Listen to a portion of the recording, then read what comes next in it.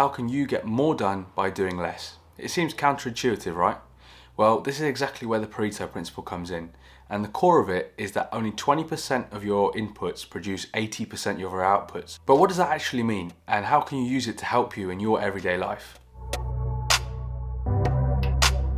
Hi everyone, welcome back to the channel, where I usually try things that are meant to improve our lives and let you know how they work through my experience. Today, I want to talk to you about the Pareto Principle, which should help you cut out those smaller, meaningless tasks and help you focus on the bigger things that are really going to help your life. A lot of people, probably yourself at times, have got into this situation where you have a massive to-do list and you get some of it done, but probably not all of it.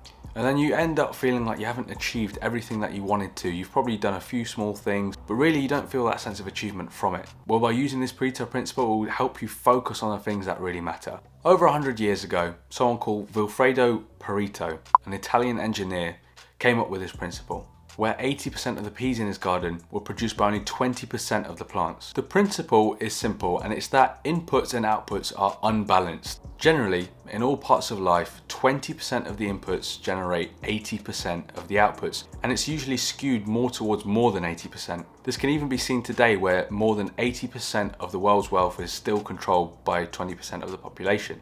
The ratios are just a rough guide, but they generally do hold true.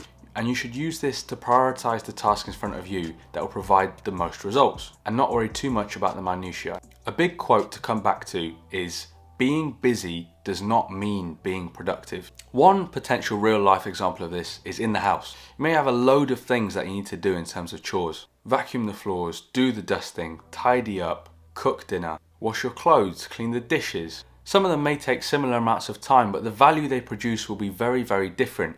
If we take cooking yourself a meal, it'll give you the nutrition, it'll give you the energy to then carry through to the rest of your day, and you may even have enough food for the next day. In turn, it will have a big effect on your physical and mental energy. Compared to something like dusting your house, yes, it may look better, but that's a very small thing that will still take the same amount of time. And so you should prioritize and cook the food. If you had the choice of both, you should cook the meal. It will deliver more value in your life than taking the same amount of time to clean your home.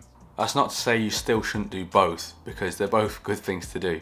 Now, let's take a work context instead of a home context. Say you're creating a presentation that you need to deliver. 20% of the work, ultimately the core content of this presentation, will be what delivers the value. The 80%, say the design, the checking it, the reading it over again, the sending it to someone else to proofread, all of the design and formatting, worrying that is it good enough, is it not good enough? All of those extra things aren't the things delivering the value. It's the actual core content that you put in the start of the presentation that is putting across the actions that come out of it. Everything else isn't as important, so the focus should really be putting in the content and doing the other stuff afterwards.